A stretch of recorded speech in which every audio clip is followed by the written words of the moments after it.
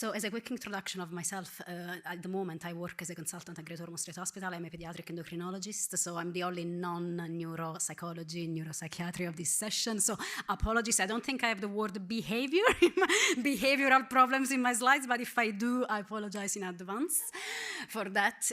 And also, over the past 4 years, I've been running a project, research project, where I've been studying hypothalamic dysfunction, particularly on imaging, and then looking for biomarkers of disease and deeply phenotyping, which means, describing the symptoms and the problems that the patients experience in detail through questionnaires and quantifying things. My research was sponsored by another charity called the Children with Cancer UK, but also Success has helped, for this project as well. So the title of the talk was a little bit dark, I thought. So I thought that I will put some light at the end, as well. But it is a terrible condition, what I'm going to talk about, hypothalamic injury. So, it is quite appropriate to talk about the many shadows of this disease. Okay, I don't know if there are still some neurosurgeons in the room, definitely Christian, but this is a very famous neurosurgeon, American neurosurgeon from the 19th century, and the King's team as well, from the 19th century, Cushing, which gives names to many of the terminology that we use in medicine. There is a syndrome by his name, there is, I think, surgical instruments by his names, a reflex. Essentially, I just thought the way he talked about the hypothalamus many centuries ago, it's quite, enlightening. He said about this structure of the brain, here in this hidden spot, almost to be covered with a thumbnail, lies the very main spring of primitive existence: vegetative, emotional, and reproductive.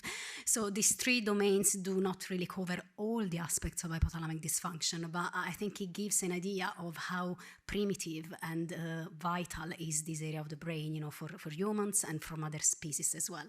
And here on the right-hand side, you can see the cover image of a very high-impact journal, Science, where many basic scientists hope to publish, which essentially last year gave a whole theme of papers dedicated to the hypothalamus and hypothalamic dysfunction, stating that because it's so complex, it was not really given importance in medical literature, in the basic science world, but also in the clinical medical literature in the past. And that's why they dedicated the whole team, to that. And I just like this image, for this, idea of this many functions harboring from the hypothalamus. And I was staring at this picture. I'm not sure I can see what this lady is doing in all of them, but because I know what the hypothalamus does, I guess here she's snuggling into a blanket. Perhaps she's cold. The hypothalamus controls thermal sensation and regulation. Here, I think she's thinking, she's reflecting. Any other takers? Hypothalamus is implicated in behavior and learning. I'm going to say a bit more about this, in a second. Here she's sleeping. The hypothalamus controls our sleep. I think here she's eating some crisps or something, junk, not very healthy, I guess. Okay, so these are some of the functions of the hypothalamus.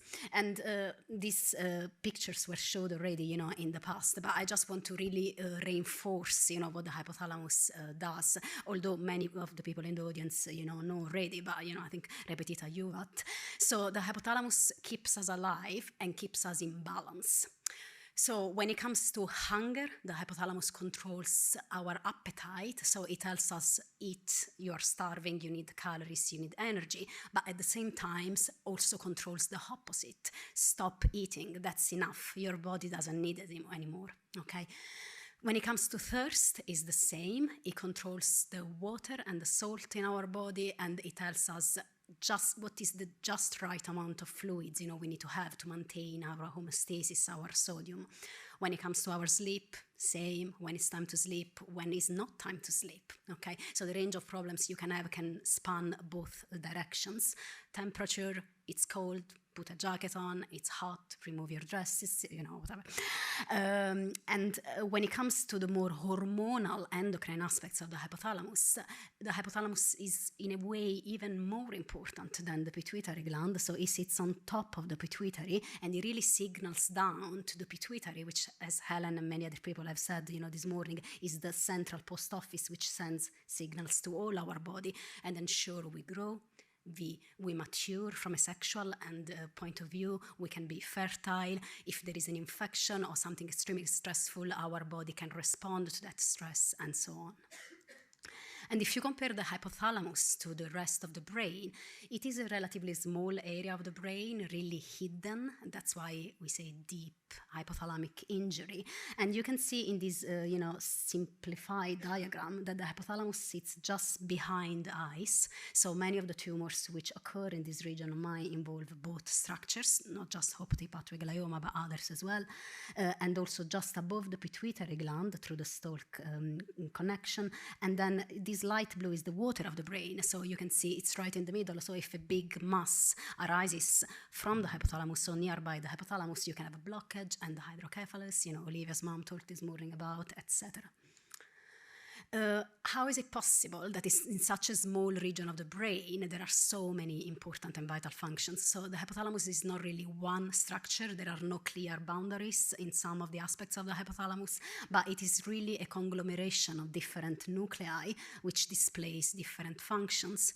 Again, not in isolation, but with a crosstalk between the functions. And what you can see in this schematic representation that we have done for one of the papers is that actually, when you look at the brain imaging, so the hypothalamus is kind of here and here. So it's those two stripes of gray matter, really indistinguished most of the slices from the rest of the brain, which embraces the water of the brain, which is this black structure in the middle. Okay, so it's very difficult to identify and grade damage to the hypothalamus on imaging. So why is deep hypothalamic injury relevant to this audience and to brain tumor survivors? Well, first of all, because it's frequent, okay? It's most likely underreported because we don't really have specific questionnaire. We overall cover, hypothalamic dysfunction. One has been published by the Netherlands group just last year, but is not widely used. So really, you need to, ask specific questions and look for it to find it. But if you look at the literature carefully, and this is certainly our experience, from our data, more than 70% of the patients which experience a tumor in this area, in the midbrain, in the deep midbrain, will have some sort of hypothalamic dysfunction. So it is extremely relevant to brain tumor survivors. It is invalidating. So there are short-term problems, the ones we have discussed, this morning. You can have adrenal insufficiency, you can have diabetes insipidus, inability to regulate, your water balance, but also, most importantly, there are lots of invisible problems. So which are already probably there, or they will happen already, by the location of the tumor, but actually you need to wait a few years, to see them happen and worsen and cluster together and unfold over time. And then these really have a huge impact on quality of life because actually there is no specific, unique treatment which can be given which works in all patients with these problems. And also it's permanent, So even if the brain tumor is cured, the damage might still be there, so it stays, over the decades. So when I think about hypothalamic dysfunction for what it means for the patients, I just tried to draw some sort of, domains of problems, which I have encountered in my clinical experience and which are there, reported in the literature as well.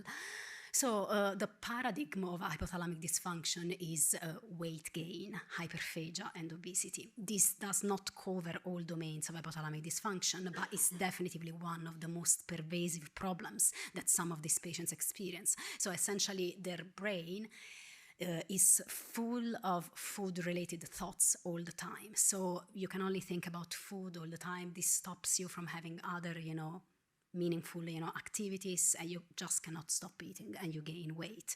And obviously, this is not all. There are some patients who actually don't display these symptoms. They do not overeat, but nevertheless, they become extremely obese. And this is because actually they have a low metabolic rate, reduced metabolism, so the signals, the hypothalamus work in a different manner. And for these reasons, they gain weight, but they don't overeat. All secondary problems that arise from obesity, so I'm not going to go through that. But obviously, these are things that you don't see in little kids. Very, very rarely we see diabetes as a consequence, of obesity, but you will see over the decades if the problem, is not tackled. I'm sorry, I don't know why I displayed, all the words. But fun enough, because I told you the hypothalamus keeps us in balance, often you see completely opposite problems. So you can see exactly the opposite problem, wasting, extreme leanness, in patients who as a general rule, are younger than 3 years of age, and specifically in a condition optic pathway glioma, but you can see it in other situations as well and in other types of tumors. We talked about the endocrine aspects, so I'm not gonna talk at length about them. So you can have immediate problems with your salt and water balance. You can be unable to respond to stress, but also you can have different problems with your pubertal development. So you can go through puberty too early, which doesn't help, your psychology and maturation, etc. And then oppositely, you can go through puberty. You can never go through puberty unless you have medications, and you can have fertility issues. And then you might not grow, so you might need to take, for these green aspects, 4 or 5 different medications, altogether. If you have a brain tumors which has involved, the hypothalamus, you might struggle to regulate your temperature. Not very often, it's a rare complication, but sometimes we do see that. Sleep, it's extremely frequent. More than sleep issues themselves, daytime somnolence, which really links with fatigue. So fatigue is a big, huge one. I mean, it's extremely reported. There are surprisingly no good papers describing how frequently you see fatigue. There is no objective measures, but I can tell you, all the clinicians who look after patients with brain tumors, this is the main thing, and we don't know what is the cause. It's probably multifactorial. There are many things playing into, the equation, but fatigue is a huge problem. I mean, and the best way to describe fatigue is one of the patients who told me in clinic, coming back from proton beam therapy, a few weeks ago. She said, I mean, I really feel life for me is like constantly walking in the water. I feel like I need to go against the tide, and, it's all confused, all the time. So imagine living your life, like that. Often I said, patients might be visually impaired or blind, which doesn't help many things. So if you think about all these domains, they link into each other. So if you cannot see, you might struggle to do activities, and you might not lose weight, and, many aspects actually, are related. These are the things I have for neuro, emotional, mood aspects. I hope I'm not upsetting anyone, but, the hypothalamus is not the only structure which regulates these complex brain functions, obviously, but it does play a role, and we do see lots of these problems, specific, as Ashley said, often they don't fulfill the category of autism or ADHD, so they don't have the same level of support, but they do have lots of specific difficulties. Something that we see a lot is this sort of lack of motivation, apathy, this lack of ability to have pleasure, anhedonia. So this inability to initiate purposely meaningful, actions. Yeah. So when you say to a patient in clinic, move more, do this, do that, I mean, you can see that there is a biological resistance. There is no fault, there is something wrong, there, because this circuitry have been disrupted. Learning difficulties, normally we don't see global developmental delay when the tumor is in the midbrain, but you do see lots of specific difficulties, lots memory, and processing speed, the one that come the most. But obviously Charlotte will talk more about this, so I'm not going to dig into aspects which are not my expertise, obviously. And unsurprisingly, if you have this cocktail of issues, altogether, you cannot function in later life as other people, and all this can be tackled better, with support and rehabilitation, etc. And also there is increased mortality in the long term. So it's not just quality of life; it's actually also mortality, in the long run. So the main tumors which have been studied when it comes to hypothalamic injury is craniophryngiomas and optic pathway gliomas, but actually any lesion in the midbrain, can give that, all right? So going back to the location, we have seen hypothalamic dysfunction following big cysts, which are not even tumors and things. So definitely it is not talking about hypothalamic hamartoma, which are not tumor, but really they behave like tumors, and they have, a range of, hypothalamic, issues. What is the cause of that? This has been touched upon this morning, so I'm not going to speak a lot about this, but essentially it's double. Yes, the treatment to worsen hypothalamic dysfunction, and particularly, surgery and radiotherapy are implicated, but there is a primary, developmental issue. So we don't really know when this tumor happened. They are diagnosed at a certain age, but they might have been there for years and years since the child was small. And what the tumor itself has done to the hypothalamus when it comes to the circuitry is going to be impossible to study unless, we start doing MRIs in all kids at the beginning, in infancy, and diagnosing these tumors, very early in life. I don't really want to talk much about this, but just making the example of the craniopharyngioma, which is the first brain tumor where hypothalamic dysfunction was extensively described, in the literature. Initially, there was an aim of radicality and resecting the tumor completely, and then a number of papers, one of these was this from this German group, came out showing that actually the presence of hypothalamic injury makes a huge impact when it comes to mortality in the long term, and less so if you have been radical to your surgery. Okay, so now everybody knows that the approach to craniopharyngioma has completely changed, and now there is a limited hypothalamic sparing surgery followed by adjuvant treatment if needed. And this is the paper, we have published, last year, and everybody has already talked about, today. But essentially, in this population of optic glioma, we showed and confirmed the data that despite high survival rates, actually there is a 60% chance of progression and an even higher chance of hypothalamic problems, 70%. And that's why at the moment there is a tendency also to change, the scene for optic glioma and to have an approach which takes into account not just the vision, but multidimensional aspects of the disease, because it's a disease which, will continue over the years, will never be, treated, completely in most of the patients. So what are I'm going to conclude, Darren, just only 1 minute. So the shadows at the moment, so what we don't know and what we need to improve, about hypothalamic dysfunction, definitively diagnosis. I mean, you'll be surprised, we talk about this disease, but actually there are no universally recognized tools on clinical aspects, biomarkers, and imaging to actually say to the patients, okay, that's your level of hypothalamic damage, that's what you're gonna get, okay? And this is the first thing we need. And if we do so, we might be able to predict what are the problems that the patients will have, and we can look toward preventing them. And I've been doing some work on these two aspects as part of my PhD. And then also treatment. Obviously, the patients want to know about treatment. Obviously, they understand the first aspects, but you want to know how you can get better. And the problem we have at the moment is that because it's such a complex area of the brain and the many problems needs to be addressed by different specialists, there is no unified approach, to the condition, and often not all domain of the disease are covered. And it's very clear that there is never going to be one drug which works for all. I mean, obviously, methylphenidate has been mentioned, same for the obesity.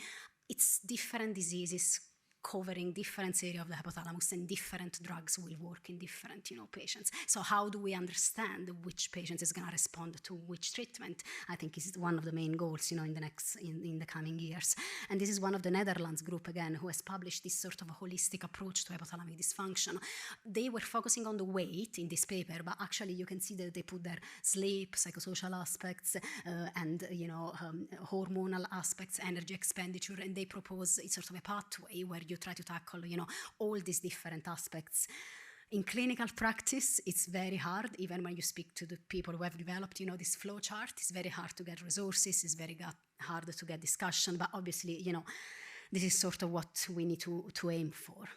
And rehabilitation, we really need to do better, and again, has been touched upon, the provision is very scattered and also is often streamlined for specific situations where you had the radiotherapy, for example, etc., but not from the beginning. So obviously we don't allow the children, to have the full potential.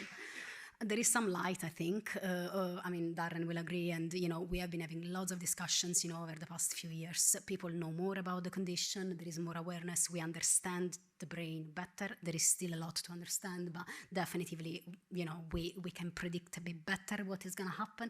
There is more research. There is clinical trials. For example, at GOSH, we are at the moment part of a clinical trial of a medication which acts on the hypothalamus to suppress appetite. It's called setmelanotide. Probably more trials will come with different drugs, so things are happening.